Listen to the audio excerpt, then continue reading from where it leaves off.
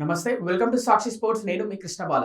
Sun Risers Hyderabad star opener Abhishek Sharma మరోసారి తన బ్యాట్తో విస్ఫోటనం సృష్టించాడు.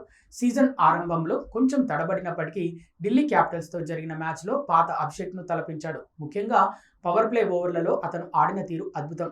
కేవలం మొదటి 6 ఓవర్లలోనే 3 భారీ సిక్సర్లు బాదడం ద్వారా ఈ సీజన్లో పవర్ ప్లేలో అత్యధిక సిక్సర్లు కొట్టిన బ్యాటర్గా రికార్డు సృష్టించాడు.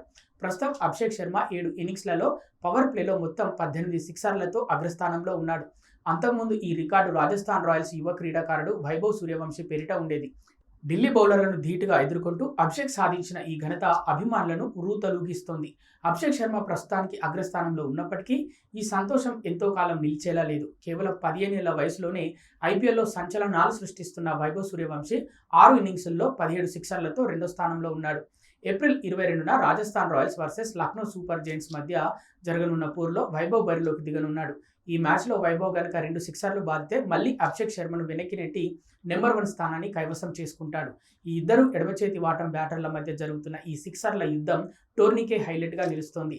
ఢిల్లీ క్యాపిటల్స్తో జరిగిన ఈ మ్యాచ్లో అభిషేక్ శర్మ కేవలం 47 బంతుల్లోనే తన కెరీర్లో రెండో ఐపీఎల్ శతకాన్ని నమోదు చేశాడు. మొత్తం 68 బంతులు ఎదుర్కొన్న ఇతను 10 ఫోర్లు, 10 భారీ సిక్సర్లతో 135 పరుగులు చేసి అజేయంగా నిలిచాడు. ఇన్నింగ్స్ ఆఖరి వరకు క్రీజులో ఉండి జట్టుకు భారీ స్కోరు అందించడం విశేషం. మరోవైపు హెన్రిచ్ క్లాసెన్ కూడా జస్ట్ 13 బంతుల్లోనే 37 పరుగులు చేయడంతో హైదరాబాద్ నిర్ణీత 20 ఓవర్లలో 242 పరుగుల భారీ లక్ష్యాన్ని ఢిల్లీ ముందు ఉంచింది.